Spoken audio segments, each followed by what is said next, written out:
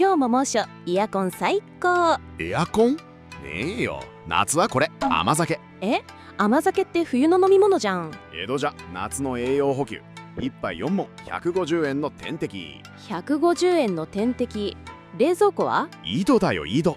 豆腐も桶ごと井戸に吊るす。水道水よりはマシだけどぬるくない？文句言うな。薬味の生姜で食欲ブースト。これが江戸流。飲み物はビワ用糖。